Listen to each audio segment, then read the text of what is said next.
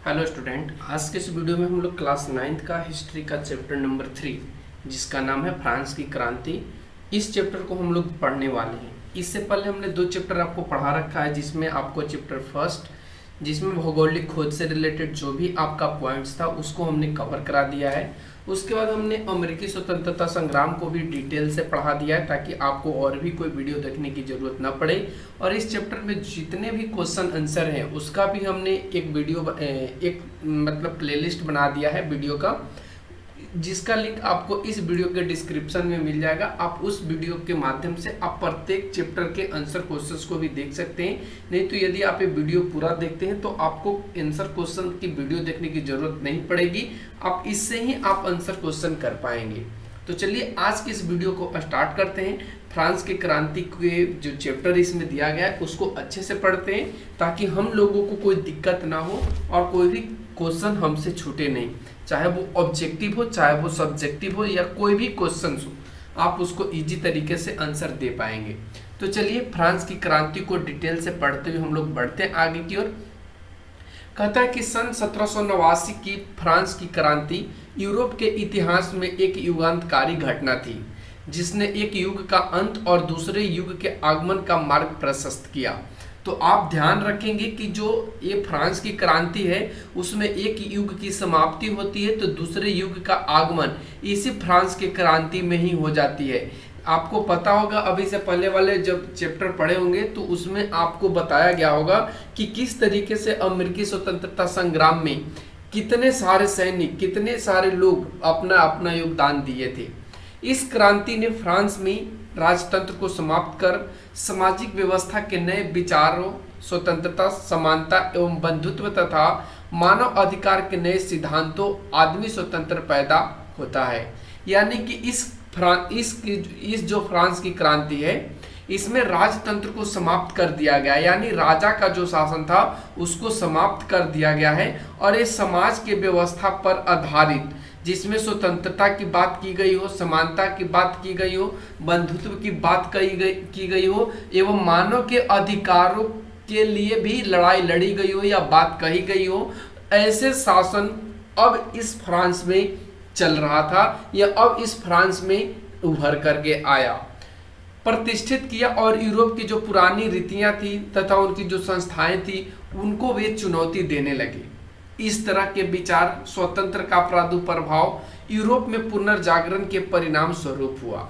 यानी ये ऐसा चीज कब मतलब फ्रांस में हुआ, तो कब हुआ कि जब ये यूरोप में पूर्ण जागरण का जो काल रहा उसी के परिणाम स्वरूप अब यहाँ पे फ्रांस में इस तरीके का शासन व्यवस्था देखने को मिलने लगा, जिसने यूरोप में कई राष्ट्रवादी क्रांतियों को भी जन्म दिया। और ये क्रांतियां सामंतवादी एवं निरंकुश शासन व्यवस्था तथा शोषण करने वाली सामाजिक व्यवस्था के खिलाफ थी। यानी जो राष्ट्रवादी क्रांतियां थी, क्रांतिकारियों का जो दल था वो समाज में निरंकुश शासन व्यवस्था को हटाना चाहते थे, सामंतवादी शासन व्यवस्था को हटाना चाहते थे और जो लोग शोषण कर रहे हैं इस तरह के सामाजिक जो व्यवस्था उनको वो हटाना चाहते थे फ्रांस के जो क्रांतिकारी लोग थे। 1776 में शुरू हुआ अमेरिका का स्वतंत्रता संग्राम और सन 1783 ईस्वी में ब्रिटेन के विरुद्ध उसके उपनिवेश की स्वाधीनता ने फ्रांस की पुरातन व्यवस्था को समाप्त कर स्वतंत्र विचार वाले समाज की स्थापना का मार्ग प्रशस्त किया। क्योंकि फ्रांस ने इसी युद्ध में ब्रिटेन के खिलाफ अमेरिका की मदद की थी, अतः अमेरिका के बाद स्वतंत्रता की लहर फ्रांस की ओर आई और इन सैनिकों ने फ्रांस में जनता का साथ दिया। यानी कि सबसे पहले अमेरिका के जो स्वतंत्रता संग्राम रहा उसकी लहर सभी दिशाओं में या कह सकते सभी देशों के लिए प्रभावी रहा और इन्हीं के वजह से आज जो सभी देश हैं वो अपने अपने स्थान पर या अपने अपने जगह पर अपने अपने देश में स्वतंत्रता की परचम लहरा रहे थे। फ्रांस की क्रांति क्यों और कैसे हुई, इसको समझने के लिए हमें तत्कालीन राजनीति एवं समाज का अध्ययन करना होगा। यद्यपि 18वीं शताब्दी में फ्रांस एक शक्तिशाली राज्य था, उसने उत्तरी अमेरिका के एक विस्तृत क्षेत्र, पश्चिमी द्वीप समूह और अफ्रीका में मेडागास्कर के टापू पर अधिकार कर लिया था। ये कौन अधिकार किया था? तो एक शक्तिशाली राज था फ्रांस का, और उसने उत्तरी अमेरिका को अपने क्षेत्र में मिला लिया था, जो एक बहुत बड़ा क्षेत्र था उसका। फिर पश्चिमी जो द्वीप समूह थे उसको भी अपने में मिला लिया। फिर मेडागास्कर के जो टापू था उस पर भी वो अधिकार कर लिया था। फिर भी सत्ता की नींव मजबूत नहीं थी। लंबे समय तक चले युद्धों के कारण आर्थिक जो संसाधन थे उनकी कमी हो गई थी। शासकों की जो फिजूल खर्ची थी उसने फ्रांस में जनता पर अत्यधिक करों का बोझ डाल देने का कार्य किया। सामाजिक विषमताओं भी बहुत ज़्यादा था। सामाजिक विषमता कहने का मतलब समाज में अनेक तरह के लोग का होना, अनेक तरह के भेदभाव का होना, और उन सभी के उत्पीड़न ने क्रांति के कगार पर सबको लाके खड़ा कर दिया। जैसे कि अभी से पहले हम लोग देख रहे थे कि अपने ही कंट्री में, अपने ही देश में किस तरीके से दंगा हो रहा था, जिसमें आप देख पाए होंगे कि जो अभी अग्नि कुछ कर करके जो राजनाथ सिंह के द्वारा किए जा रहे थे, उस पर आज के जो युवा हैं वो किस तरीके से बढ़ के कितने सारे ट्रेन को मतलब आग के हवाले कर दिए। तो ये सारे चीज किस चीज पर लाके खड़ा कर देता है? तो क्रांति पर, युद्ध के कगार पर लाके खड़ा कर देता है। और यही चीज फ्रांस में हो रहा था। अतः क्रांति के उत्तरदायी कारणों की व्याख्या निम्न तरीके से आप कर सकते हैं कि आखिर फ्रांस में क्रांति किन किन तरीकों से हुई। तो आइए प्रत्येक को स्टेप टू स्टेप देख लेते हैं। तो फ्रांस में जो फर्स्ट पॉइंट देखने को मिलेगा उसमें आपको राजनीतिक कारण देखने को मिलेगा, जिसमें आप देख पाएंगे कि राजनीतिक कारणों से कैसे यहाँ पे क्रांति हुई। राजनीतिक कारण में और भी चीज आपको देखने को मिलेंगे, जिसमें आप देख पाएंगे कि निरंकुश एवं अयोग्य शासन था। संसद की बैठक करीब 175 वर्षों तक नहीं बुलाई गई थी। अत्यधिक केंद्रीयकरण की नीति हो गई थी और स्वायत्त शासन का अभाव भी था। और इसमें एक और चीज आपको देखने को मिलेगा जिनका नाम है मैरी अंत्योत। इनका भी प्रभाव फ्रांस के क्रांति में बहुत बड़ा योगदान दिया है। तो आइए अब हम लोग स्टेप टू स्टेप बढ़ते हैं। कहता है कि फ्रांस में राजतंत्रात्मक शासन व्यवस्था थी। बुर्बो राजवंश के लुई 14वां के शासनकाल में समाज का प्रतिष्ठा उच्च शिखर पर थी, लेकिन उसके बाद के शासक अयोग्य सिद्ध हुए। सन 1774 ईस्वी में लुई 16वां गद्दी पर बैठा।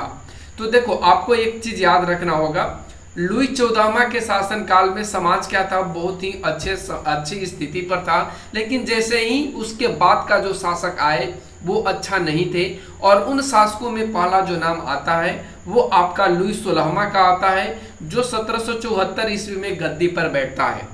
जो बहुत ज़्यादा निरंकुश शासक है, वो फिजूल खर्च करता है और कोई उसमें योग्य नहीं है शासक बनने का। उसका विवाह ऑस्ट्रिया की एक राजकुमारी से होती है और उस राजकुमारी का नाम है मैरी अंत्योनेट। याद रखना, उस राजकुमारी का नाम क्या था? मैरी अंत्योनेट। जो उत्सवों कहने का मतलब जो फेस्टिवल आता है ना, उनमें काफ़ी ज़्यादा रुपये वो लुटाती थी और खास आदमियों के ओहदे दिलाने के लिए राज्य कार्य में दखल देती थी। यानी वो चाहती थी कि मेरे अकॉर्डिंग जो आदमी है या मेरे अकॉर्डिंग जो मजदूर है या मेरे अकॉर्डिंग जो मेरे यहाँ के काम करने वाले लोग हैं, उनको अच्छा मतलब ओहदा यानी अच्छा पद मिले। ठीक है, और ऐसा करने के लिए वो राज्य के कार्य में क्या करती थी? दखल अंदाजी करती थी। यानी वो कहती थी कि नहीं, यही चीज होना चाहिए। राजा के वर्साय स्थित महल में 15,000 अधिकारी ऐसे थे जो कोई भी काम नहीं करते थे, मगर अपार धनराशि वेतन के रूप में लेते थे। आप समझ सकते हैं कि कितने हजार, 15,000 लोग ऐसे थे जो कोई भी काम नहीं करता था, किसी भी काम के वो नहीं थे, लेकिन उनको वेतन बहुत ज्यादा मिलता था। राजस्व का 9% इन्हीं पर व्यय होता था। यानी जो टोटल कर था, जो टोटल टैक्स था, उसमें से 9% टैक्स इन्हीं लोगों पर ही खर्च हो जाता था। लुई 16वां के शासनकाल में अमेरिका के 13 उपनिवेशों को ब्रिटेन से आजाद कराने में फ्रांस पर 10 अरब लिबरे, जो तत्कालीन फ्रांस की मुद्रा है, उससे भी अधिक कर्ज बढ़ गया था। ध्यान रखना, ये कब बढ़ गया था? तो अमेरिका के जो 13 उपनिवेश है उसको ब्रिटेन से आजाद कराने के लिए फ्रांस पर बढ़ा। ठीक है, कितना लिब्रे का? तो 10 अरब लिब्रे का, 10 अरब लिब्रे, आप समझ सकते हैं कितना ज्यादा होता है। और इसका कर्ज किसके ऊपर बढ़ गया? तो फ्रांस के ऊपर बढ़ा। पहले से चली आ रही जो आर्थिक संसाधन की कमी थी, उसने राजा को अनियमित खर्च को चलाने के लिए जनता पर करों में वृद्धि के लिए बाध्य कर दिया। यानी अब राजा के पास उतना धन नहीं था कि वो अपना खर्च चला सके, और अपना खर्च जब वो नहीं चला पा रहा था तो उसने क्या किया, जनता पर जो टैक्स था उसमें और बहुत ज्यादा वृद्धि कर दिया। यानी पहले वो 2% ले रहा था, तो अब वो टैक्स बढ़ा के 5 या 10% कर दिया। और ये टैक्स किससे वसूलना शुरू कर दिया? तो जनता से। अब यहाँ पे जनता के मन में क्या जगेगी, आप समझ सकते हैं। निरंकुश राजतंत्र पर नियंत्रण का अभाव था। यद्यपि जो स्टेट्स जनरल थे, उनकी स्टेट्स जनरल संसदीय संस्था थी, लेकिन राजा की निरंकुशता का यह एक बड़ा उदाहरण थी। सन 1614 ईस्वी के बाद 175 वर्षों तक इसकी कोई बैठक नहीं बुलाई गई। यानी जो स्टेट्स जनरल था, जो संसदीय संस्था थी, इसकी बैठक करीब 175 वर्षों तक नहीं बुलाई गई। यानी क्या चल रहा है देश में, क्या नहीं चल रहा है, लोग के क्या स्थिति है, इनके बारे में कोई जानकारी किसी को मतलब करना ही नहीं था। और जो लोग जिस ओहदे पे बने हुए थे उसी ओहदे पर उसको बने रहना था। और इसी के वजह से फ्रांस में क्रांति की लहर दौड़ पड़ी है। लुई 14वां की निरंकुशता इस बात से पता चलता है कि वह कहा करता था कि मैं ही राज्य हूं। ये कौन बोलता था? तो आपको याद रखना है, लुई 14वां बोलता था कि मैं ही राज्य हूं, आई एम द स्टेट। लेकिन चूंकि वह योग्य शासक था, वो ऐसा बोलता था कि मैं ही राज हूं, लेकिन वह क्या था? योग्य शासक था। वह इस तरीके के शासन करने में सक्षम था। विद्रोहियों को वह कुशलता पूर्वक दबा देता था। और तो उस समय राज की जो पूरी शक्ति थी उसी के हाथ में नहीं थी। लेकिन उसके जो उत्तराधिकारी हुए, इस तरह के गुणों का अभाव उनमें हो गया। यानी कहने का मतलब लुई 14वां के बाद जो शासक आए, उनमें विद्रोहियों को दबाने के लिए, कुचलने के लिए उनके अंदर उतनी शक्ति नहीं थी। और इसी के वजह से फ्रांस धीरे धीरे कहाँ चला गया? युद्ध के कगार पर पहुंचता गया। राजा की जो निरंकुशता थी, वह स्वेच्छाचारिता पर अंकुश लगाने के लिए फ्रांस में पलार्मा नामक संस्था थी। यानी राजा पर निरंकुश का जो अंकुश लगाया जाएगा वो किसके द्वारा लगाया जाएगा? तो पलार्मा नामक संस्था के द्वारा लगाया जाएगा। याद रखना है आपको, पलार्मा नामक संस्था क्या है? तो राजा पर अंकुश लगाने की एक पद्धति है, ठीक है। और इसकी संख्या कितनी थी? तो इसकी संख्या 17 थी, जिसका गठन न्यायालय के रूप में किया गया था। और इसका गठन किस रूप में किया गया था? न्यायालय के रूप में। न्यायाधीशों का पद कुलीन वर्ग के लिए सुरक्षित होता था। अब यहाँ भी टिटकबाजी हो रहा है। क्या हो रहा है यहाँ पे कि अब जो न्यायालय का गठन, जो न्यायालय के न्यायाधीश होंगे वो कौन से, वो किसके लिए होंगे? तो वो कुलीन वर्ग के लिए ही आरक्षित होंगे। यानी कुलीन वर्ग को छोड़कर दूसरा कोई व्यक्ति न्यायाधीश नहीं बन सकता है। और ये जो पद थे वे वंश कर्मानुगत होते थे। यानी कहने का मतलब है कि यदि अभी कोई कुलीन व्यक्ति न्यायाधीश है तो उसका आगे आने वाला संतान ही न्यायाधीश होगा। और यहीं पे अगर दूसरा व्यक्ति को यहाँ पे कोई मौका नहीं दिया जाता था। और इसी के वजह से आप समझ सकते हैं कि फ्रांस कैसे युद्ध के कगार पे पहुंचा होगा। यदि आवश्यकता पड़े तो राजा इन्हें पैसे के बल पर अपनी बात मनवाने के लिए बाध्य भी कर देते थे। यानी इन न्यायाधीशों को कहते थे कि हम तुम्हें पैसा देंगे और अगर तुम ऐसा नहीं करोगे तो हम तुम्हें बाध्य कर देंगे। और ऐसा करके जो राजा थे इन न्यायालय के न्यायाधीशों को अपनी ओर कर लेते थे। और इस तरह व्यापार में इस पर भी राजा का ही नियंत्रण होता था। यानी कुल टोटल बात करें तो उस समय केवल और केवल राजा ही सर्वोपरि था और लोगों की कोई वहां पे हुकूमत नहीं थी। आगे बढ़िए तो इसी में आपको मिलेगा कि केंद्रीकरण की जो प्रवृत्ति थी वो फ्रांसीसी क्रांति की सबसे बड़ी बुराई थी। केंद्रीकरण की जो प्रवृत्ति थी वो फ्रांस की क्या थी? सबसे बड़ी बुराई थी। स्वायत्त शासन का भी सर्वथा अभाव था, जबकि पड़ोस के इंग्लैंड में इस तरह के शासन का संचालन स्वायत्त शासन की संस्थाओं के द्वारा होता था। फ्रांस में हर जगह वर्साय के राजमहल की ही प्रधानता थी। राजा के अलावे मेरी अंत्योन्नेत के द्वारा शासन का भी दुरुपयोग किया जाता था, जिससे जन साधारण की धारणाएं राजतंत्र में बिल्कुल खिलाफ हो गई थी। सन 1789 ईस्वी तक आते आते जन साधारण शासन में भाग लेने के लिए उतावला होने लगे और उस समय वहां कोई भी ऐसी संस्था नहीं थी जो उसकी उग्र मनोवृत्ति पर रोक लगा सके। तो यहाँ पे हमने देखा कि फ्रांस में राजनीतिक कारण क्या क्या थे, राजघराने का क्या क्या कारण था जो फ्रांस के युद्ध में सभी को सामने लाकर खड़ा किया, क्या ऐसा वजह था जिसमें राजनीतिक कारण थे। तो हमने यहाँ पे राजा से रिलेटेड और उसके खानदान या उसके परिवार से रिलेटेड सारे चीज़ों को आपको गहन विश्लेषण के साथ बता दिया। अब चलिए आगे के पॉइंट्स को देखते हैं। अगला जो पॉइंट्स आप देखेंगे उसमें आपको पढ़ना होगा सामाजिक कारण। तो आइए, सामाजिक कारण कहने से मतलब ही होता है कि समाज में क्या क्या ऐसे कारण थे जो फ्रांसीसी क्रांति को ला खड़े कर दिए। देखते हैं, 18वीं शताब्दी में फ्रांसीसी राजा 18वीं शताब्दी में फ्रांसीसी जो समाज था वो 3 असेट्स में बंट चुका था। और 3 असेट्स कहने का मतलब, एक तो आपका पादरी वर्ग था जो प्रथम स्टेट के अंतर्गत आता था, सेकंड आपका द्वितीय स्टेट था जिसमें कुलीन वर्ग आते थे, और थर्ड जो आपका स्टेट था उसका नाम था बड़े, थर्ड स्टेट में जो आते थे वो बड़े व्यापारी, व्यवसायी, शिक्षित वर्ग, किसान एवं शिल्पी, ये सभी यानी जो कारीगर वगैरह लोग थे वो सभी के सभी थर्ड स्टेट में आते थे।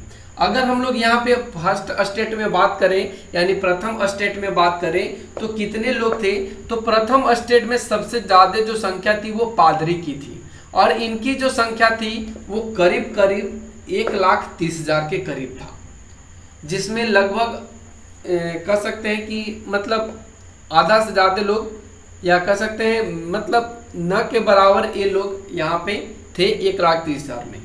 दूसरे स्टेट्स में अभिजात वर्ग आते थे जिसमें करीब करीब 80,000 परिवार, या कह सकते हैं 40 लाख, ठीक है, 40 लाख व्यक्ति थे, यानी उससे इसमें ज़्यादा थे कुलीन वर्ग में, ठीक है। पादरी वर्ग की संख्या ज़्यादा नहीं थी, 1,30,000 ही थी, लेकिन जैसे ही ये दूसरे स्टेट में पहुंचता है उसमें अभिजात वर्ग आते हैं जिसको कुलीन वर्ग भी कहा जाता है।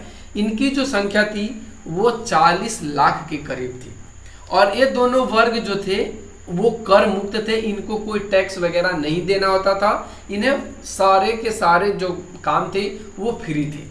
उस समय फ्रांस की जो जनसंख्या थी लगभग 2.5 करोड़ थी, ठीक है, यानी जिस समय ये युद्ध लड़ा गया उस समय फ्रांस की जो जनसंख्या थी वो कितनी थी, 2.5 करोड़ थी। फ्रांस की जो कुल भूमि थी, ठीक है, उसका 40% इन्हीं लोगों के पास था, पादरी वर्गों के पास और साथ में कुलीन वर्गों के पास। 90% संख्या तीसरे स्टेट्स में थी, यानी जो आपने अभी देखा उससे ज्यादा, यानी 90% जनसंख्या किस में थी, तीसरे स्टेट में। तीसरे स्टेट मतलब बड़े व्यापारी, व्यवसायी, शिक्षित वर्ग, छोटे किसान, ये सारे के सारे इसी में आ जाते थे, ठीक है। और उनको कोई विशेष अधिकार प्राप्त नहीं था, ये अपने स्वामी की सेवा करते थे, स्वामी के घर एवं खेतों में काम करते थे, सैन्य सेवाएं देते थे तथा सड़कों के निर्माण में अपना सहयोग देते थे। उन्हें सभी प्रकार के टैक्स देने पड़ते थे, कर देने पड़ते थे। इसी वर्ग में डॉक्टर, वकील, जज, अध्यापक, व्यापारी, शिक्षक, लेखक, शिल्पी एवं मजदूर, ये सभी को शामिल किया गया था जो शहर क्षेत्र में रहते थे। यह जो थे वो मध्यम वर्ग बाद में चल करके कहलाया। ये जो लोग थे वो कौन सा वर्ग में लास्ट में मतलब आगे चलकर कहलाए, मध्यम वर्ग कहलाए। और जिन्होंने फ्रांस की जो क्रांति थी उसमें बहुत ज्यादा भूमिका निभाई थी, डॉक्टर, वकील, यहाँ पे बढ़ई, ये सारे के सारे जो किसान लोग थे, छोटे बड़े, ये सभी अपना योगदान फ्रांस की क्रांति में बहुत ज्यादा अपनी भूमिका को निभाए थे। मध्यम वर्ग में सबसे जो अधिक असंतोष था, उसका असंतोष का कारण था सुयोग एवं संपन्न होते हुए भी कुलीनों जैसे सामाजिक सम्मान प्राप्त नहीं था। यानी इन लोगों के पास सारा कुछ था, ये योग भी थे अधिकार का, लेकिन ये अधिकार इनको नहीं दिया गया था। ये सम्मान इनको समाज में नहीं दिया गया था, जिसके कारण इनमें असंतोष की भावना बहुत ज्यादा व्याप्त थी। ठीक है, आगे बढ़िए। तो कहता है कि संपन्नता और उन्नति के बावजूद भी वे सभी तरह के राजनीतिक अधिकारों से वंचित थे। राज्य में सभी बड़े पद कुलीनों के लिए सुरक्षित किए गए थे। उनका मानना था कि सामाजिक जो ओहदे हैं उसका आधार योग्यता नहीं, केवल और केवल वंश होने चाहिए। यानी यहाँ पे जो शासन की पद्धति थी वो वंशानुगत थी, न कि योग्यता था। सामाजिक कारण में आपको 3 कारण देखने को मिलेंगे। फर्स्ट कारण में आपको देखने को मिलेंगे कि मध्यम वर्ग में राजनीतिक अधिकारों की प्राप्ति की सजगता हुई। फिर वही आपको सेकंड में आपको मिलेगा कि सामाजिक असमानता में संतोष बढ़ा और कृषकों की जो अवस्थिति थी वो बहुत ज्यादा दयनीय हो चुकी थी। आइए आगे की चर्चा करते हैं। मध्यम वर्ग के साथ जो कुलीन वर्ग थे वे लोग बहुत बुरा और असमानता व्यवहार करते थे। यह बात उन्हें बहुत अपमानजनक लगती थी, जो नीचे तबके के तीसरे स्टेट्स में लोग थे। इसी वजह से फ्रांस की जो क्रांति है वो सबसे महत्वपूर्ण नारा समानता था, जिसमें मध्यम वर्ग ने आगाज किया था। ठीक है, इतना ही नहीं, अब फ्रांस में जो समाज में रहने वाले जो कृषक भी थे उनकी भी स्थिति और भी दयनीय हो चुकी थी। उन्हें अनेक प्रकार के टैक्स देना पड़ता था, कर देना पड़ता था। कहा जाता है कि क्रांति के पूर्व फ्रांस में कुलीन लड़ते थे, पुजारी पूजा करते थे और जनसाधारण उनका खर्च जुटाते थे। यानी जो कुलीन वर्ग थे वो हमेशा युद्ध करते थे, पुजारी पूजा करते थे और जो ये सारे के सारे लोग थे ये सभी लोगों का खर्च जुटाते थे। ठीक है, ये सभी को अपना धन का हिस्सा देते थे ताकि उन लोगों को जो खर्च है या भरपाई है वो पूरा हो सके। अब चलिए आर्थिक कारण को समझते हैं। आर्थिक कारण क्या थे? विदेशी युद्ध और अपव्यय ने फ्रांस की जो आर्थिक स्थिति थी उसको बहुत ज्यादा डावाडोल करती थी। प्रति वर्ष आय से अधिक व्यय होता था, यानी जितना कमाया नहीं जाता था उससे ज्यादा खर्च किया जाता था और इसलिए जो कर लगाने की प्रथा थी वो बहुत ज्यादा प्रचलित हो गई थी। यह कर व्यवस्था और असमानता और पक्षपात के सिद्धांत पर आधारित था। आपसे पूछ लिया जाएगा कि जो फ्रांस में टैक्स लगाए जाते थे वो किस सिद्धांत पर लगाए जाते थे, तो आपको याद होना चाहिए कि असमानता और पक्षपात के सिद्धांत पर ये जो टैक्स थे वो आधारित थे। अब आर्थिक कारण में आपको ये 4 चीज आपको समझने पड़ेंगे। 4 चीज में क्या होगा? असमान टैक्स, यानी सभी को अलग अलग यानी मुंह देखा कर लगाना, टैक्स लगाना। भूमि कर, ठीक है, भूमि कर, धार्मिक कर एवं अन्य सामंती कर का बोझ लाद दिया गया था, यानी जमीन का टैक्स देना पड़ता था। धर्म, अगर आप जिस धर्म को आप मान रहे हैं उसका भी आपको टैक्स देना होगा और जो सामंती कर है उसको भी देना था। सामंती कर के मतलब होता है किसी दूसरे का आपके ऊपर हक होना और उसके बदले वो आपसे टैक्स लेता हो। ठीक है, फिर उसके बाद नंबर 3 में आपको देखने को मिलेगा कि अब फ्रांस में बेरोजगारी की समस्या बढ़ चुकी थी। गिल्ड पर पाबंदी लगाई जा चुकी थी। प्रांतीय आयात जो कर था उसको बढ़ा दिया गया था एवं सामंती आयात कर था वो व्यापारियों से ज्यादा लिया जाता था, जिसके कारण उनमें असंतोष की भावना जग चुकी थी। कर निश्चित करने और वसूलने का तरीका भी एक जैसा नहीं था। प्रत्येक 5 या 6 वर्ष बाद फ्रांस की जो सरकार थी वो पूंजीपतियों को कर वसूलने का ठेका देती थी। अब यहाँ पे आपको पता होना चाहिए, यहाँ पे खुद सरकार अपना टैक्स नहीं वसूलती थी, वो पूंजीपतियों को टैक्स वसूलने के लिए ठेका देती थी और ये ठेका कहलाता था, ठीक है, टैक्स फार्मर। ये जो पूंजीपति थे उनको क्या कहे जाते थे? Tax farmer. आपको याद रखना है, ये रैयतों से अधिक टैक्स वसूलते थे। रैयतों कहने का मतलब क्या होता है? जो सरकारी टैक्स है, जो मतलब सरकार का टैक्स है, उससे अधिक टैक्स ये लोगों से वसूलते थे ताकि इन्हें भी कुछ लाभ मिले और सरकार को निश्चित रकम देने के बाद जो बाकी का पैसा बचता था बाकी का जो रकम बचता था वो अपने जेब में रख लेते थे और इस तरह बेचारे किसान को अत्यधिक आर्थिक कष्ट का सामना करना पड़ रहा था। ठीक है, तो आपने यहाँ पे देखा। फिर उसके बाद फ्रांस के जो लोग थे उनमें आर्थिक असंतोष ने देश को क्रांति के कगार पर और भी ज्यादा पहुंचा दिया। राजकोष के घाटे के भरपाई के लिए उन पर तरह तरह के टैक्स लगाए जाते थे। किसानों को भूमि कर, ठीक है, किसानों को कौन सा कर देना पड़ता था? भूमि कर, टैले कर चुकाना पड़ता था। इसके अलावे उन्हें तीथे ध्यान रखना, इसके अलावे उसको कौन सा टैक्स देना पड़ता था? तीथे टैक्स। ये जो टैक्स था वो धार्मिक टैक्स था और इन्हें चर्च को देना पड़ता था। यानी ये सारे के सारे किससे दे रहे हैं? ये सारे के सारे एक तरह से किसान ही दे रहे हैं अगले को, या कह सकते हैं तीसरे असेट्स के जो लोग थे उनको देना पड़ता था। अनेक तरह के प्रत्यक्ष कर, नमक कर और तंबाकू जैसे जो दैनिक उपभोग की वस्तुएं हैं उन सभी पर इन्हें टैक्स देना पड़ता था। साथ ही कई भेंट भी देने पड़ते थे, टोल टैक्स भी देने पड़ते थे, नजराने, ये सभी जो टैक्स देते थे ये सभी सामंती के रूप में देते थे।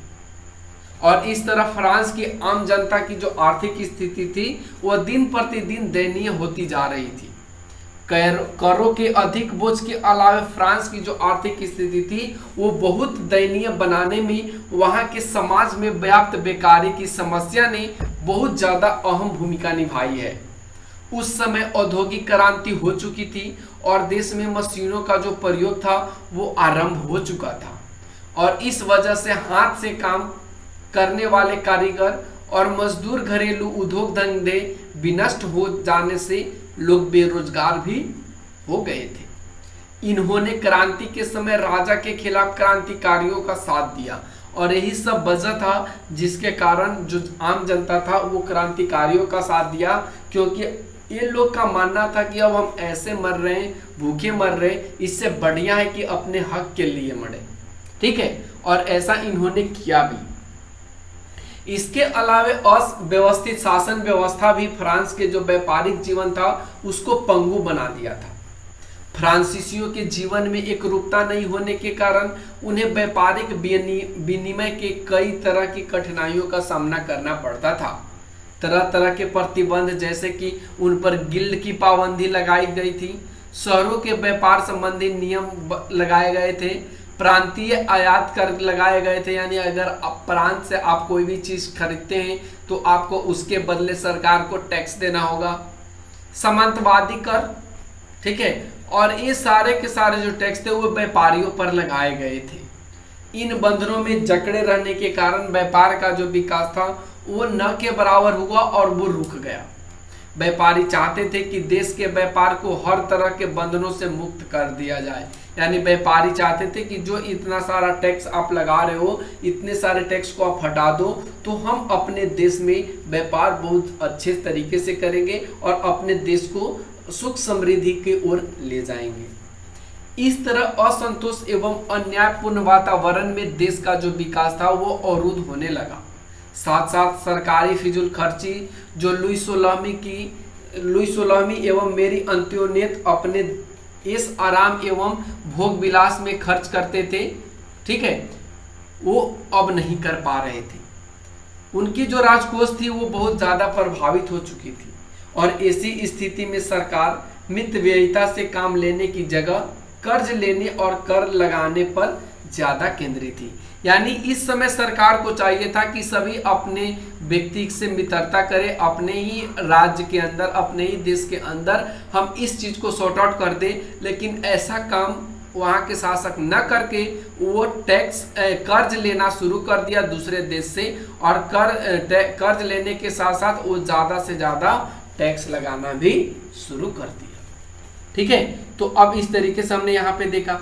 अब आइए सैनिक के भी कारण देख लेते हैं कि फ्रांसीसी क्रांति में सैनिक का क्या योगदान रहा है। तो देखिए, कहता है कि सैनिकों का योगदान क्या रहा है। तो उनमें सबसे पहले कमी देखी गई कि उनकी जो नियुक्ति होती थी वो असमान रूप से होता था। जैसे कि आज चल रहा है अग्निपथ, ठीक है, अग्निपथ में आपको पता है कि 4 वर्ष आप आर्मी में सेवा दे सकते हैं, ठीक है, या सेना में सेवा दे सकते हैं, बाकी आपको रिटायर कर दिया जाएगा पेंशन के रिटायरमेंट के साथ। ठीक है, ठीक उसी तरीके से यहाँ पे असमानता की भावना थी। कम वेतन का निर्धारण किया गया था, यानी सैनिकों को कम मतलब वेतन दिया जाता था।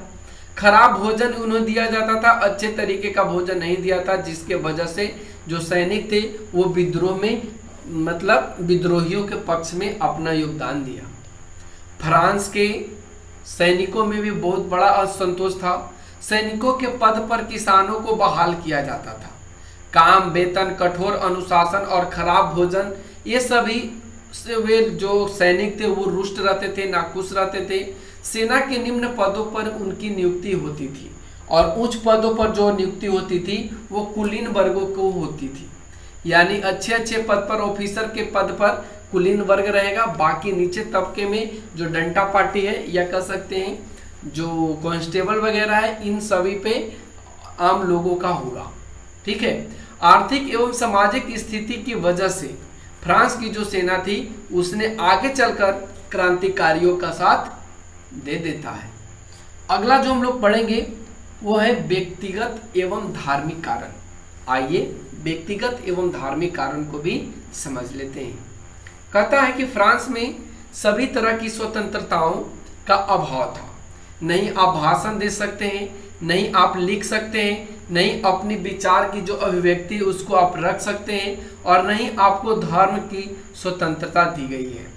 व्यक्तिगत एवं धार्मिक कारण में आपको भाषण, लेखन और जो विचार हैं उनकी स्वतंत्रता छीन ली गई है। धार्मिक स्वतंत्रता को भी आपसे छीन ली गई है, यहाँ पे इसकी अभाव है। बिना अभियोग के व्यक्तियों को गिरफ्तार नहीं कर सकते हैं आप। कानूनों में एकरूपता का अभाव, ये सारे के सारे व्यक्तिगत एवं धार्मिक कारण है फ्रांस को क्रांति के मुंह पर लाने में। फ्रांस में सभी तरह की स्वतंत्रताओं का अभाव था, ये तो हमने आपको अभी बता ही दिया। राजा या उसका जो कोई भी आदमी था किसी व्यक्ति को गिरफ्तार कर सकता था। इसके लिए फ्रांस में बिना अभियोग के गिरफ्तारी वारंट होता था, जिसको लेटर्स द कैचेट कहते हैं। तो आप इसको नोट कर लेंगे, लेटर द कैचेट्स किसे कहा जाता है। ठीक है, तो आप थोड़ा सा यहाँ पे याद रखना, जिसका नाम था यहाँ पे लेटर्स द गैजेट्स। ठीक है, अब बढ़ते हैं आगे की ओर। अगला पॉइंट कहता है कि फ्रांस में कानूनों में भी एक समरूपता नहीं थी। देश के विभिन्न क्षेत्रों में लगभग 400 कानून लागू थे। किसी को भी यह जानकारी नहीं होती थी कि उसके मुकदमे का फैसला किस कानून के तहत होगा। यानी यहाँ पे कानून लागू के 400 क्षेत्र थे। ठीक है,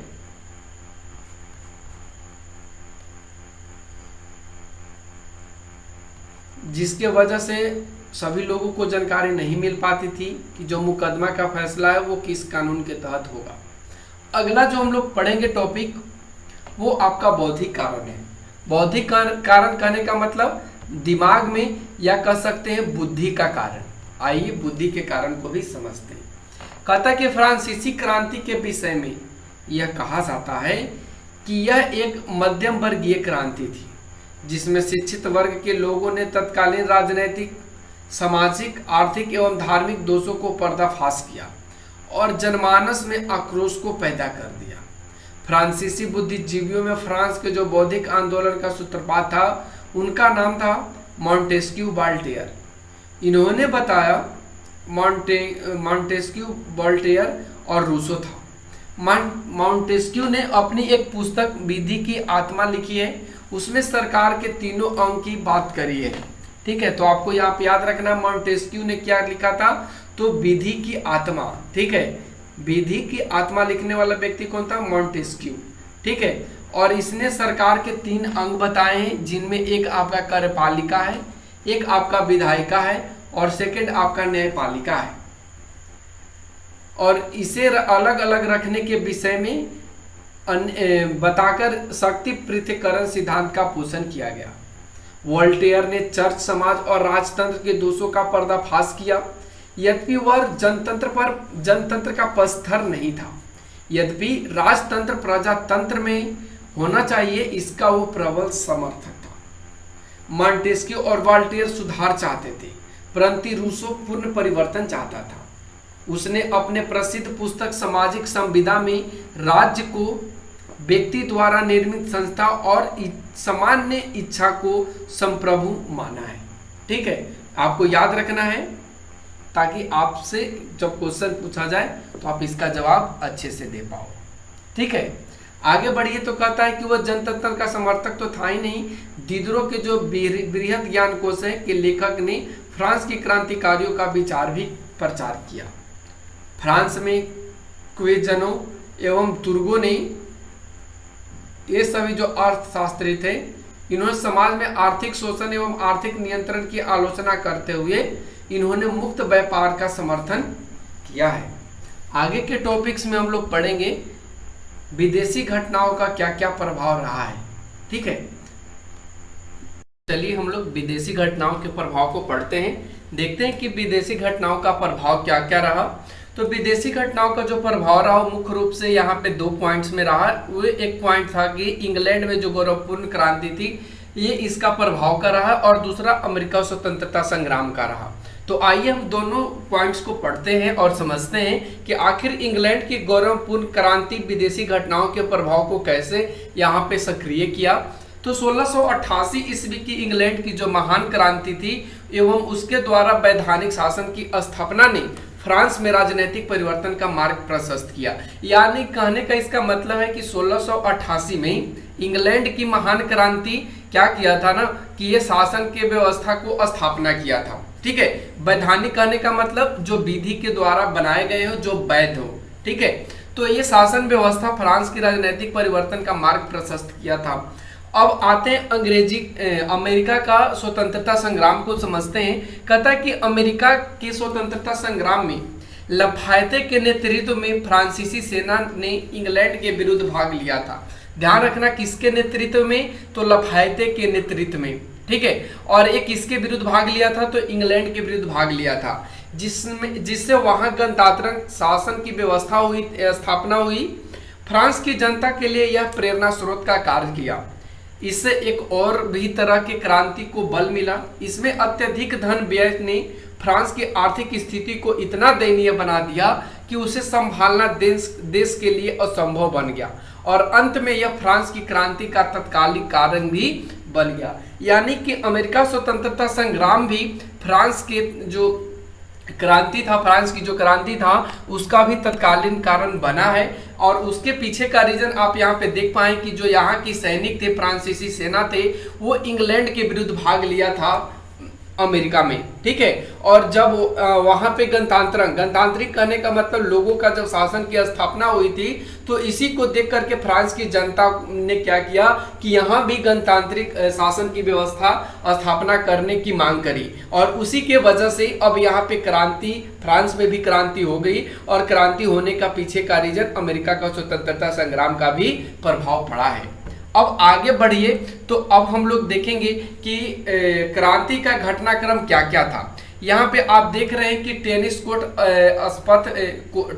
टेनिस कोर्ट में सभी लोग शपथ ले रहे हैं। ठीक है, शपथ में क्या ले रहे हैं, तो इसके बारे में आइए डिटेल से इसकी जानकारी लेते हैं। नीचे कहता है कि क्रांति का घटनाक्रम क्या क्या था। तो क्रांति का घटनाक्रम लुई 16वां से स्टार्ट होता है, और सन 1789 में लुई 16वां को धन की आवश्यकता होती है, और इसके लिए वो 5 मई 1789 ईस्वी को स्टेट्स जनरल की बैठक बुलाता है।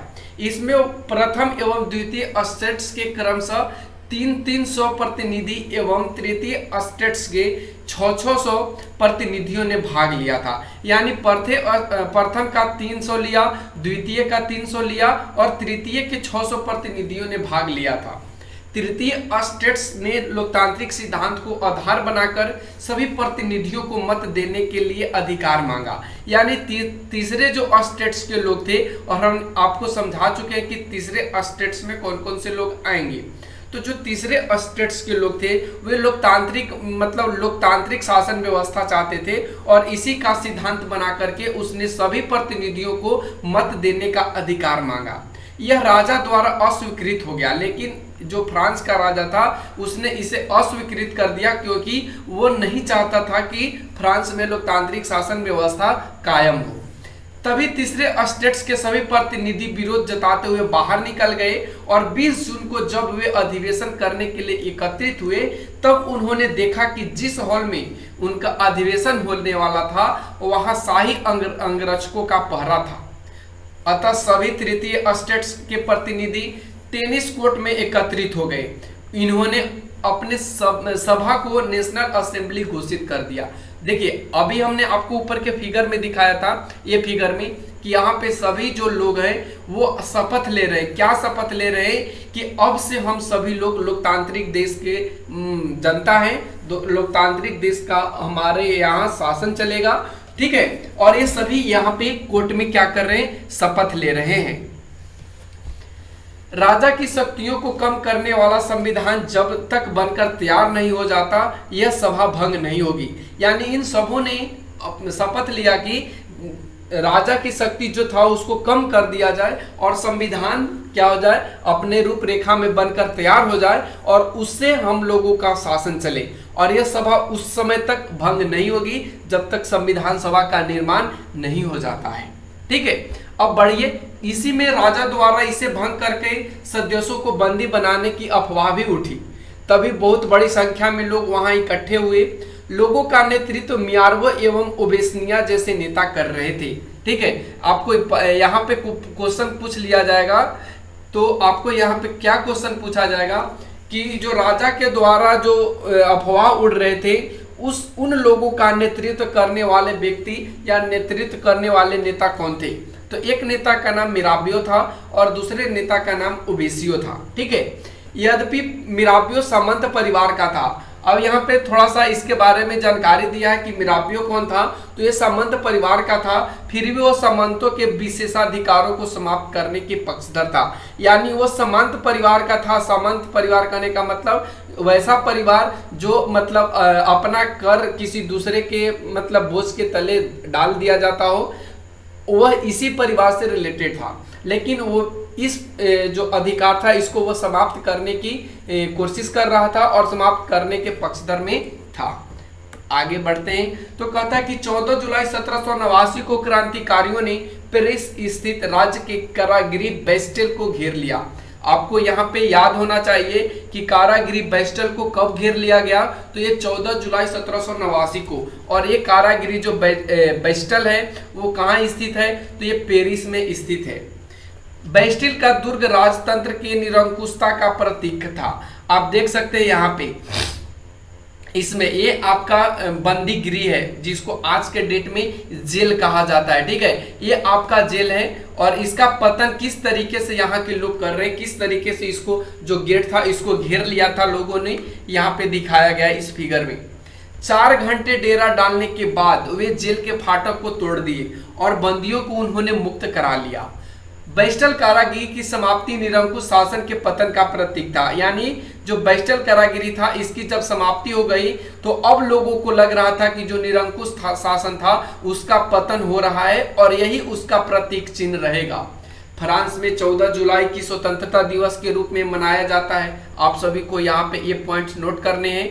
क्या नोट करने हैं कि फ्रांस में 14 जुलाई को ही स्वतंत्रता दिवस के रूप में मनाया जाता है। और ऐसा 14 जुलाई क्यों मनाया जाता है, क्योंकि यहाँ पे पेरिस के जो कारागिरी था बेस्टल, इसमें से अधिक जो बंदी थे उनको छुड़ा लिया गया था। यानी सारे बंदियों को मुक्त करा लिया गया था, छुड़ा लिया गया था।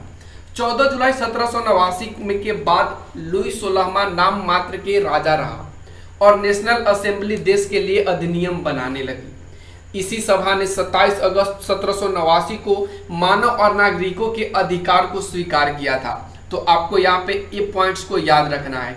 28 अगस्त 1789 को मानव और नागरिकों के अधिकार को स्वीकार किया गया था और इस घोषणा में से प्रत्येक व्यक्ति को अपने विचार प्रकट करने और अपने इच्छानुसार धर्म पालन करने के अधिकार को भी मान्यता मिली थी। व्यक्तिगत स्वतंत्रता के साथ प्रेस एवं भाषण की भी स्वतंत्रता इसी मतलब अधिनियम में दी गई थी। जब राज्य किसी भी व्यक्ति को बिना मुकदमा चलाए गिरफ्तार नहीं कर सकता था तथा मुआवजा दिए बिना उसके जमीन पर अब कब्जा नहीं कर सकता था। यानी ये जो अधिनियम बन रहे थे इसमें सारे लोगों को स्वतंत्रता मिल रही थी। प्रेस को भी स्वतंत्रता मिल रही थी, साथ में आम व्यक्ति को भी यहाँ पे स्वतंत्रता मिल रही थी, उनके ऊपर बिना मुकदमा चलाए अब कोई गिरफ्तार नहीं कर सकता था, बिना मुआवजा दिए किसी का जमीन कोई अब हड़प नहीं सकता था। मध्यम वर्ग के लिए सभी महत्वपूर्ण निश्चय वे थे जिनके अनुसार कर का भार सभी वर्गों पर समान रूप से डालने का निश्चय किया गया। यानी अब सभी लोगों को एक समान टैक्स देना होगा, चाहे वो प्रथम स्टेट्स के लोग हों, द्वितीय स्टेट्स के लोग हों या तृतीय स्टेट्स के लोग हों, सभी को अब टैक्स बराबर देने होंगे। सभी को निजी संपत्ति रखने का अधिकार भी दिया गया। फ्रांस के लिए ही नहीं बल्कि पूरे यूरोप के लिए यह क्रांतिकारी घोषणा अत्यधिक महत्वपूर्ण रही। यानी ये सिर्फ फ्रांस के लिए नहीं हो रहा था, पूरे यूरोप के लिए यह घोषणा किया गया था। सन 1791 ईस्वी में नेशनल असेंबली ने संविधान का प्रारूप तैयार कर लिया। आपको यहाँ पे क्वेश्चन बनेंगे ऑब्जेक्टिव कि नेशनल असेंबली ने कब संविधान का प्रारूप तैयार कर लिया था, तो यहाँ पे ऑप्शन दिए जाएंगे 1791, 1781, 1771 ऐसे करके, तो इसका सही जवाब यहाँ पे होगा, तो इसलिए आप इसको नोट कर लीजिए, जिसमें शक्ति पृथक्करण के सिद्धांत को अपनाया गया। और ये भी आपको याद रखना है कि शक्ति पृथक्करण के सिद्धांत को अपनाया गया था नेशनल असेंबली ने संविधान सभा के प्रारूप को तैयार करने में। और इस तरह फ्रांस में संवैधानिक राजतंत्र की स्थापना हुई। यानी अब संविधान के द्वारा राजा का तंत्र यानी राज का जो कानून था वो अब स्थापना कर दी गई। यद्यपि लुई 16वां ने नए संविधान को मान लिया, यानी लुई 16वां था अब वो संविधान को मानने लगा, परंतु मिराबियों की मृत्यु के पश्चात देश में हिंसात्मक विद्रोह की शुरुआत हो गई। यानी जैसे ही मिराबियों की मृत्यु होती है फिर से देश में वही चीज चालू हो जाता है जो आज से पहले था। विदेशों में भी कुलीन वर्गों के द्वारा संविधान का विरोध किया गया। यानी फिर से जो कुलीन वर्ग थे, ठीक है, वो अब संविधान का विरोध फिर से करने लग गए। और अप्रैल 1792 ईस्वी में नेशनल असेंबली ऑस्ट्रिया प्रसा तथा सेवाय के विरुद्ध युद्ध की घोषणा कर दी गई। ठीक है, आपसे पूछ लिया जाएगा ऑस्ट्रिया प्रसा और सेवाय के विरुद्ध युद्ध की घोषणा कब की गई, तो ये अप्रैल 1792 में इसकी घोषणा कर दी गई। क्रांतिकारी युद्धों से जनता को काफी कठिनाइयां झेलनी पड़ी। उस समय सभी नागरिकों को मतदान का अधिकार नहीं मिला था। यानी जब अप्रैल 1792 की बात करें तो इस समय किसी को भी नागरिक को मतदान यानी वोट देने का अधिकार नहीं था। नेशनल असेंबली का चुनाव भी अप्रत्यक्ष रूप से किया जाना था। उपरोक्त बातें आलोचना का विषय बन गया था। आलोचकों में प्रमुख जैकोबिन क्लब के सदस्य थे, जिसमें छोटे दुकानदार, कारीगर, घड़ीसाज, नौकर एवं दिहाड़ मजदूर आदि शामिल थे। ठीक है, यानी जैकोबिन क्लब के सदस्य कौन कौन थे, तो जैकोबिन क्लब के जो सदस्य थे वो छोटे दुकानदार थे, कारीगर थे, घड़ीसाज थे, नौकर थे और दिहाड़ी मजदूर थे। जैकोबिन क्लब पेरिस में स्थित, ठीक है, जैकोबिन क्लब पेरिस के भूतपूर्व कन्वेंट ऑफ सेंट जेकब के नाम पर रखा गया था। आप इस चीज को पूरा से पूरा नोट आप कर लीजिए। ठीक है, आपको यहाँ पे पूरा नोट करने हैं, क्या क्या आपको नोट करने हैं यहाँ पे, तो आपको ये नोट करने हैं यहाँ पे। ठीक है, आप यहाँ पे इसको नोट कर लीजिए कि जैकोबिन क्लब पेरिस के भूतपूर्व कन्वेंट ऑफ जेकब के नाम पर रखा गया था, जिसका नेता मैक्सिमिलियन रॉबस्पियर था। आप ये पूरे पॉइंट्स को नोट कर लीजिएगा। अब बढ़ते हैं आगे की दुनिया में। कहता है कि आतंक का राज। अब आइए आतंक का क्या क्या राज था, इनको अब देखते हैं किस तरह से आतंक का ये राज बना। कहता है कि रॉबस्पियर वामपंथी विचारधारा का समर्थक था, अतः खाद्य पदार्थों की महंगाई एवं अभाव से नाराज होकर उसने हिंसक विद्रोह की शुरुआत की और आतंक का राज स्थापित किया। 14 महीनों में लगभग 17,000 व्यक्तियों पर मुकदमा चलाए गए और उन्हें फांसी दे दी गई। आप समझ सकते हैं इतने लोग, 17,000 लोगों को फांसी दी गई मुकदमा चला करके। रॉबस्पियर प्रत्यक्ष प्रजातंत्र का वो पोषक था। 21 वर्ष से अधिक उम्र वालों को मतदान का अधिकार देकर, चाहे यहाँ पे उन्हें नहीं होगा, अनेक के पास संपत्ति हो या न हो, चुनाव कराया गया। यानी अब यहाँ पे फ्रांस में मतदान का अधिकार सभी को दिया गया और वो 21 बरस के उम्र के लोगों को 21 सितंबर 1792 को नवनिर्वाचित असेंबली को नाम दिया गया और उसका नाम था कन्वेंशन। आप याद रखेंगे, अब नया नाम असेंबली को दिया गया और नया असेंबली जो बना उसका नाम दिया गया कन्वेंशन। तथा राजा की सत्ता को समाप्त कर दिया गया, यानी यहाँ पे अब राजा शासन नहीं करेगा, अब यहाँ पे चुनाव होकर के जो प्रतिनिधि चुना जाएगा वही अब शासन के बागडोर को संभालेगा। देशद्रोह के अपराध में लुई 16वां पर मुकदमा चलाया गया और 21 जनवरी 1793 को उन्हें फांसी पर चढ़ा दिया गया। यानी ये जो रॉबस्पियर था ये बहुत ज्यादा यहाँ पे खतरनाक साबित हो रहा था, और खतरनाक साबित होने के पीछे का रीजन क्या था, वो वामपंथी विचारधारा का समर्थक था और वो महंगाई एवं खाद का जो अभाव था, इन सबों से नाराज होकर के वो बहुत बड़ा विद्रोह शुरुआत किया था। ठीक है, अब या बाद में फिर इनकी जो पत्नी थी लुई 16वां की, उनको भी फांसी दे दी गई, जिनका नाम था मेरी अंत्योनेट। ठीक है, यानी पति पत्नी दोनों को फांसी के तख्ते पर चढ़ा दिया गया। और आप पढ़ चुके हैं कि लुई 16वां किस तरह का शासक था और उसकी पत्नी मेरी अंत्योनेट किस तरह की उसकी बेगम थी। अब आगे बढ़िए तो कहता है कि रॉबस्पियर द्वारा जो स्थापित आतंक का राज्य था वो अक्टूबर 1793 में उत्कर्ष पर था। कन्वेंशन द्वारा राष्ट्र की एकमात्र भाषा फ्रेंच को घोषित की गई थी।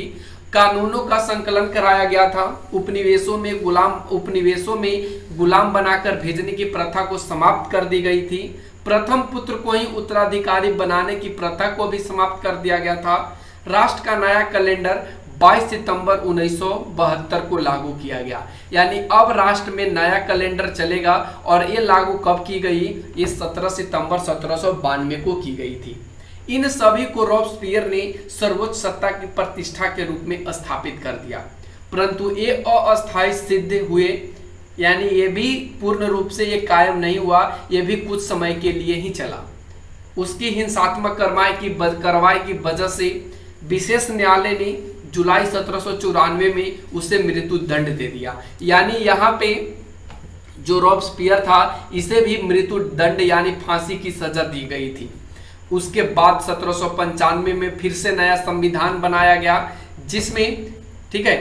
जिसमें फ्रांस में गणतांत्रिक शासन की शुरुआत की गई और आगे चलकर नेपोलियन बोनापार्ट ने स्वयं को इस गणराज्य का प्रधान घोषित कर अपनी विधि संहिता लागू कर दिया। यानी अब यहाँ पे नेपोलियन बोनापार्ट की क्या हो जाती है, एंट्री हो जाती है, और आप नेपोलियन बोनापार्ट के बारे में क्लास 10th में आप बहुत डिटेल से पढ़ने वाले हैं। ठीक है, तो आप थोड़ा सा यहाँ पे ध्यान रखना। उसके सुधार के कार्यों में तत्कालीन फ्रांस के उत्थान में भी काफी सहयोग प्रदान किया गया। अब आइए क्रांति के परिणाम देख लेते हैं कि आखिर ये सारे जो क्रांति हुए उनका क्या क्या परिणाम हुआ। तो कहता है कि पुरातन व्यवस्था का यहाँ पे अंत हुआ। इसी क्रांति के वजह से फ्रांस की क्रांति ने वहाँ की पुरातन व्यवस्था को समाप्त कर आधुनिक युग को जन्म दिया, जिसमें स्वतंत्रता, समानता तथा बंधुत्व को प्रोत्साहन मिला। समांतवाद का यहाँ पे अंत हो जाता है। इसमें धर्मनिरपेक्ष राज्य की भी शुरुआत होती है। इस क्रांति ने राज्य को धर्म से अलग कर धर्मनिरपेक्ष राज्य की स्थापना की। धार्मिक क्षेत्र में बुद्धिवाद का उदय हुआ और जनता को धार्मिक स्वतंत्रता भी प्रदान की गई। फिर उसके बाद जनतंत्र की भी स्थापना हुई। फ्रांस की जो क्रांति थी उसमें राजा के दैविक अधिकारों के सिद्धांत को समाप्त कर दिया गया और जनतंत्र की स्थापना की गई। फिर इसमें व्यक्ति की महत्ता को भी दी गई है। यहाँ पे कुल टोटल आपको 10 पॉइंट दिखाए गए हैं। आप इसके 10 पॉइंट को खुद से भी लिख सकते हैं। जैसे आपसे पूछ लिया जाएगा कि फ्रांस की क्रांति का क्या परिणाम निकले, तो आप ये 10 पॉइंट्स को लिख सकते हैं। ठीक है, अब यहाँ पे व्यक्ति की महत्ता हुई। फ्रांस में नेशनल असेंबली ने पहली बार व्यक्ति की महत्ता पर बल दिया। नागरिकों के मौलिक अधिकारों एवं कर्तव्यों की घोषणा की। यानी अब हर व्यक्ति को अपना अधिकार दिया गया, उनके कर्तव्यों के बारे में बताया गया कि हर व्यक्ति का क्या कर्तव्य है और क्या मौलिक अधिकार है। साथ में समाजवाद का भी प्रारंभ हुआ। फ्रांस की क्रांति ने समाजवादी प्रवृत्तियों को भी बल दिया। जैकोबिन्स ने सामान्य जनता के अधिकारों की रक्षा की एवं अमीरों की जगह गरीबों का पक्ष लिया। उनके राजनीतिक अधिकारों को भी घोषणा किए। यानी समाजवाद में क्या हुआ कि जो गरीब लोग थे वो उभर कर थोड़ा सा आगे आए, उनके अधिकारों का हनन नहीं किया गया, उनके अधिकारों को बताया गया। वाणिज्य व्यापार में भी वृद्धि आया। क्रांति के फलस्वरूप गिल्ड प्रथा, प्रांतीय आयात कर तथा अन्य व्यापारिक प्रतिबंध व्यापारियों पर से हटा दिए गए, जिससे वाणिज्य एवं व्यापार का विकास हुआ। और यही कारण था कि 19वीं शताब्दी में व्यापार के क्षेत्र में फ्रांस इंग्लैंड के बाद द्वितीय स्थान पर था। ठीक है, इन सारों पे से जो गिल्ड प्रथा था, प्रांतीय आयात कर था, ये सारे के सारे टैक्स को हटा दिए गए थे और इसी के वजह से अब जो फ्रांस था वह इंग्लैंड के बाद का स्थान अपना कर लिया था।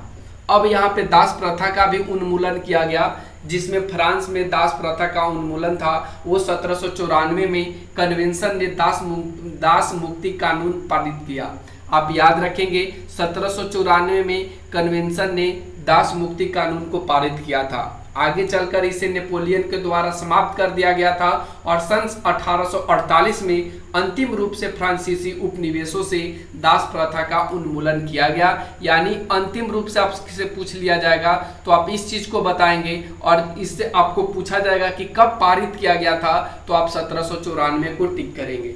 सरकार पर शिक्षा का उत्तरदायित्व अब आ गया था। फ्रांस में अभी तक चर्च में शिक्षा का प्रबंध नहीं था, शिक्षा का प्रबंध था, अब इसकी जिम्मेदारी सरकार पर आ गई। देखिए यहाँ पे एक चीज को समझना है, अभी से पहले जो फ्रांस में शिक्षा का अधिकार था या शिक्षा के बारे में जो बात करी गई थी वो केवल और केवल चर्च में किया गया था, लेकिन अब जो शिक्षा की जिम्मेवारी लेगी अब फ्रांस की सरकार लेगी।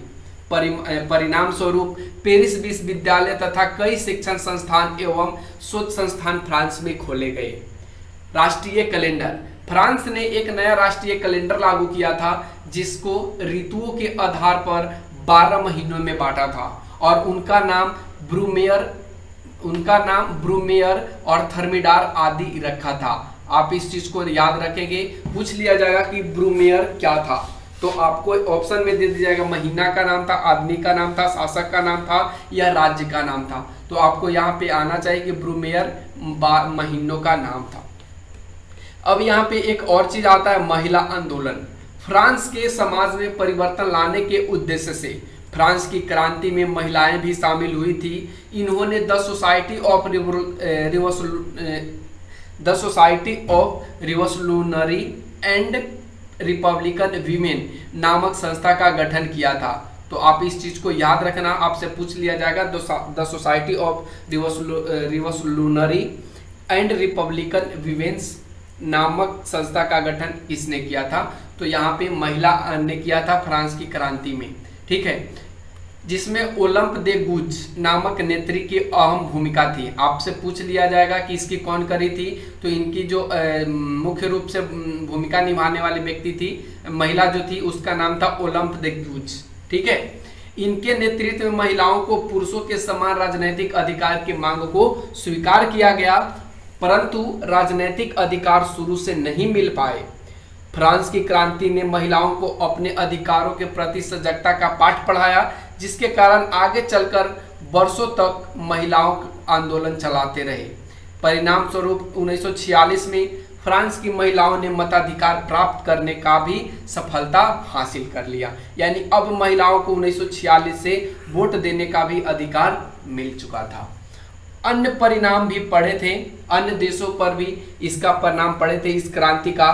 तो कौन कौन से देश पर पड़े थे इस क्रांति, फ्रांस के क्रांति का प्रभाव, तो ये इटली पर पड़े थे, जर्मनी पर, पोलैंड पर और इंग्लैंड पर। इन सभी देशों पर फ्रांस के क्रांति का प्रभाव पड़ा था। तो आइए इन सभी को अच्छे से देख लेते हैं। कहता कि फ्रांस की क्रांति का प्रभाव सिर्फ फ्रांस पर ही नहीं पड़ा बल्कि यूरोप के अन्य देशों पर भी पड़ा था। नेपोलियन फ्रांस के सुधार के कार्यों को करते हुए अपने विजय अभियान के दौरान जब इटली और जर्मनी आदि देशों में पहुंचा, तब उसने वहां की जनता भी क्रांति का अग्रदूत कहकर स्वागत किया। तो आप इस चीज को यहाँ पे नोट करेंगे, क्रांति का अग्रदूत किसे कहा गया है, तो आपको याद होना चाहिए क्रांति का अग्रदूत नेपोलियन को कहा गया है। उसने इस देशों के नागरिकों को राष्ट्रीयता का संदेश देने का कार्य किया। अब यहाँ पे देखते हैं कि इटली पर क्या प्रभाव पड़ा था फ्रांस की क्रांति का। कहता है कि इटली इस समय कई भागों में बटा हुआ था। फ्रांस की इस क्रांति के बाद इटली के विभिन्न भागों में नेपोलियन ने अपनी सेना एकत्रित कर लड़ाई की तैयारी की और इटली राज्य स्थापित किया। एक साथ मिलकर युद्ध करने से उनमें राष्ट्रीयता की भावना आई और इटली के भावी एकीकरण का मार्ग प्रशस्त हुआ। अब यहाँ पे जर्मनी का प्रभाव देखते हैं, जर्मनी पर क्या प्रभाव पड़ा था। जर्मनी भी उस समय छोटे छोटे 300 राज्यों में विभक्त था, जो नेपोलियन के प्रयास से 38 राज्यों में सीमित हो गया। यानी 300 को नेपोलियन ने 38 में समेट लिया और इस क्रांति के स्वतंत्रता, समानता एवं बंधुत्व की भावना को जर्मनी के लोगों ने अपनाया और आगे चलकर जर्मनी के एकीकरण को बल मिला। अब यहाँ पे एक और पॉइंट आता है जो पोलैंड पर प्रभाव है। अब देखते हैं पोलैंड पर इसका क्या प्रभाव पड़ा था। तो कहता है फ्रांसीसी क्रांति के अग्रदूत नेपोलियन ने पोलैंड में स्वतंत्रता की लहर फूंकी। पहले यह रूस, प्रसा और ऑस्ट्रिया के बीच बटा हुआ था। आपको याद होना चाहिए, आपसे पूछ लिया जाएगा कि पोलैंड में कौन कौन से राज्य आते थे। तो एक आपका रूस, प्रसा और ऑस्ट्रिया आते थे। इतने राज्यों में ये क्या था, बटा हुआ था। ठीक है। यद्यपि पोलैंड को शीघ्र आजादी नहीं मिली, लेकिन उसमें राष्ट्रीयता की संचार इसी क्रांति ने किया। एक लंबी अवधि के प्रयास के फलस्वरूप प्रथम विश्व युद्ध के बाद पोलैंड का स्वतंत्र राज कायम हो चुका था। आपको यहाँ से पता होना चाहिए, आपको पूछ लिया जाएगा कि पोलैंड की स्वतंत्रता कब प्राप्त हुई थी। तो ये प्रथम विश्व युद्ध के बाद प्राप्त हुई थी पोलैंड का स्वतंत्रता। ठीक है, आगे बढ़िए। तो इंग्लैंड पर इसका प्रभाव क्या था, आइए देख लेते हैं। कहता है कि नेपोलियन का विजय अभियान इंग्लैंड पर भी पहुंचा। ठीक है, जबकि इंग्लैंड भी आगे चलकर उसके पतन का कारण बना। फिर भी इस क्रांति का इतना अधिक असर इंग्लैंड में दिखी कि वहां की जनता ने सामंतवाद के खिलाफ आवाज उठाना शुरू कर दिया। फलस्वरूप सन 1832 ईस्वी में इंग्लैंड में संसदीय सुधार अधिनियम पारित किया गया। आप इस चीज को नोट करेंगे, संसदीय सुधार अधिनियम कब पारित किया गया, तो ये 1832 में पारित किया गया था, जिसके द्वारा वहां के जमींदारों की शक्ति को अब समाप्त कर दिया गया था और जनता के लिए अनेक सुधारों का मार्ग प्रशस्त हुआ। भविष्य में इंग्लैंड में औद्योगिक क्रांति के विकास में इस क्रांति का बहुत ज्यादा योगदान था।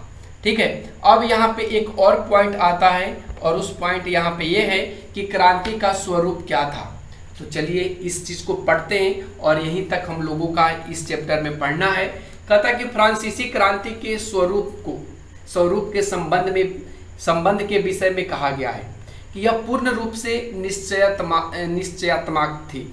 ठीक है, निश्चयात्मक थी, अर्थात क्रांति की गति और दिशा वही थी जो लगभग सभी क्रांतियों की होती है। फिर भी किसी क्रांति के स्वरूप को निश्चित करने से पहले यह देखना आवश्यक होता है कि उस क्रांति के कारण क्या थे। उस क्रांति में समाज के किसी वर्ग के लोगों ने मुख्य रूप से भाग लिया और उस क्रांति से किस वर्ग के लोगों को अधिक लाभ हुआ। कई इतिहासकारों ने 1789 ईस्वी की फ्रांसीसी क्रांति को एक बुजुआई, आप इस चीज को याद रखना, बुजुआई, ठीक है ना, एक बुजुआई क्रांति कहा है। आपसे पूछ लिया जाएगा बुजुआई क्रांति क्या है, तो ये होने वाले फ्रांसीसी क्रांति को बुजुआई क्रांति के नाम से जाना जाता है। उनके अनुसार इस क्रांति ने एक विशेषाधिकार प्राप्त वर्ग की जगह दूसरे विशेषाधिकार वर्ग का स्थापना किया। फ्रांस में मध्यम वर्ग के पास पूंजी की कमी नहीं थी। ये यदा कदा सरकार को कर्ज देने का काम भी करती थी, लेकिन सत्ता में इनकी कोई भी सहभागिता नहीं होती थी। यद्यपि फ्रांस की क्रांति के अनेक कारण थे, परंतु मध्यम वर्ग के असंतोष और इसी वर्ग के द्वारा जन चेतना का जागृत करना क्रांति को अवश्य असंभावी बना दिया। जितने भी दार्शनिक थे जिन्होंने बौद्धिक चेतना जगाई, सभी मध्यम वर्ग के थे। क्रांति के अधिकांश नेता भी मध्यम वर्ग के ही थे जिन्होंने क्रांति का संचालन किया। यह सच है कि मजदूर तथा किसानों ने मिलकर क्रांति को सफल बनाया, लेकिन उसके बाद भी सत्ता उन्हीं के हाथों में आई। 4 अगस्त 1789 को जब नेशनल असेंबली द्वारा सामंतवाद की समाप्ति हुई तो उसके द्वारा अपनाई गई आर्थिक नीतियों ने स्पष्ट कर दिया कि क्रांति पर बुजुर्गा वर्ग हावी हो गया है। इसी क्रांति से मध्यम वर्ग को लाभ हुआ, साधारण जनता को मताधिकार भी नहीं दिया गया। नेशनल असेंबली ने एक कानून बनाकर मिलों में काम करने वाले मजदूरों के संगठन पर प्रतिबंध लगा दिया और क्रांति का नारा स्वतंत्रता, समानता एवं बंधुत्व का प्रयोग पादरियों तथा सामंतों के विशेषाधिकारों को समाप्त करने एवं मध्यम वर्ग के लोगों के लिए विशेष सुविधाओं प्राप्त करने के लिए था। सन 1789 ईस्वी से 1815 तक शासन पर मध्यम वर्ग का ही अधिकार रहा। यही कारण था कि जैकोबिन दल ने आतंक का राज्य स्थापित कर सर्वहारा वर्ग को राजनीतिक तथा आर्थिक अधिकार दिलाने की अस्थायी प्रयास किया था। देखो, इस जो हम लोग पढ़ रहे हैं ना, इसका कुल टोटल निचोड़ पढ़ रहे हैं इस चैप्टर का कि आखिर ऐसा फ्रांस की क्रांति में क्या क्या घटनाएं हुई और उसके पीछे का क्या रीजन था। ठीक है, उपरोक्त तथ्यों को देखते हुए इतिहासकारों की यह बात तथ्यपरक प्रतीत होती है कि फ्रांस की क्रांति का स्वरूप मध्यम वर्गीय था, क्योंकि मध्यम वर्ग के लोग ही इसके विशेष कारण के रूप में थे। क्रांति का नेतृत्व भी इन्होंने ही किया और सर्वाधिक लाभ इसी वर्ग को भी प्राप्त हुआ। निष्कर्षतः 1789 ईस्वी की फ्रांस की क्रांति ने फ्रांस में ऐसे युग का सूत्रपात किया जिसमें स्वतंत्रता, समानता एवं बंधुत्व की नींव पड़ी तथा मानव अधिकारों की रक्षा हुई। साथ ही यूरोप के अन्य देशों भी इन विचारों से प्रभावित हुए और वहां भी सुधारों के एक नए युग का सिलसिला शुरू हुआ। यानी टोटल हम लोग पढ़ चुके कि फ्रांस की क्रांति का क्या क्या कारण था, फ्रांस की क्रांति से क्या क्या लाभ हुआ, कौन से वर्ग को ज़्यादा लाभ हुआ, कौन से वर्ग इसमें शामिल हुए, कौन कौन से दल की स्थापना हुई। ये सारी चीज़ों को इस वीडियो में हमने पढ़ रखा है। अगर आप लोगों को ये वीडियो पसंद आता है तो कमेंट सेक्शन में कमेंट कीजिए, वीडियो को लाइक और शेयर कीजिए ताकि उन लोगों के पास भी पहुंचे जो इस तरह से पढ़ना चाहते हैं। अब यहाँ पे आता है आपका ऑब्जेक्टिव क्वेश्चन। कहता है कि फ्रांस की राज क्रांति किस वर्ष हुई। ऑप्शंस आपको यहाँ पे दिए गए हैं। आप पूरे चैप्टर पढ़े होंगे, नोट्स बनाए होंगे, तो आप इन सारे प्रश्नों का उत्तर खुद से दे सकते हैं। तो आज के लिए बस इतना ही। फिर मिलते हैं अगले वीडियो अगले कंटेंट के साथ। तब तक चैनल पे बने रहने के लिए चैनल का सब्सक्राइब करना और बेल आइकन को प्रेस करना ना भूलें। Thanks for watching, take care, bye bye.